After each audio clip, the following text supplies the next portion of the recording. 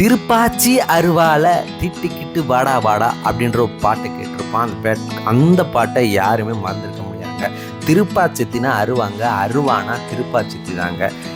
ஏன் அப்படி சொல்கிறேன்னா, இங்கே செய்கிற அருவா ரொம்ப நேர்த்தியாக இருக்குங்க. விவசாய கருவிகள் அதிகமாக இங்கேருந்து தாங்க செய்கிறாங்க.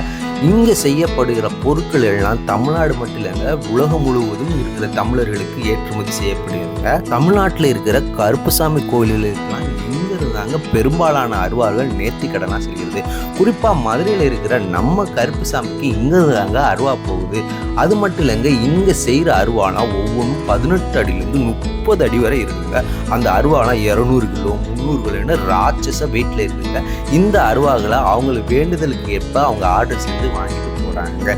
இவங்க செய்த அருவாக்களோட வீடியோலாம் சமூக வலைத்தளங்களில் வேகமாக பரவிட்டு வருதுங்க.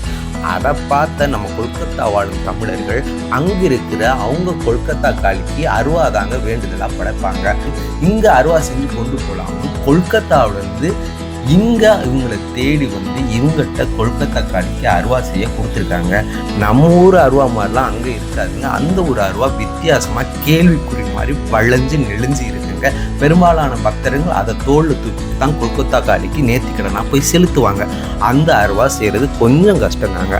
ஆனால் நம்ம தொழிலாளிகள் அந்த அருவாவை தெளிவாகவும் துல்லியமாகவும் செஞ்சு நேர்த்திக்கடனுக்காக அந்த ஒரு பக்தர்களுக்கு இங்கேருந்து அனுப்பி வைக்கிறாங்க. தேடி வந்து அருவா செஞ்சுட்டு போகிறது எங்களுக்கு ரொம்ப மகிழ்ச்சியாக இருக்குது. நாங்கள் தொடர்ந்து எங்கள் பரம்பரை தொழிலை செய்வோம் என்று கர்வத்தோடவும் நெகிழ்ச்சியாகவும் கூறினாங்க.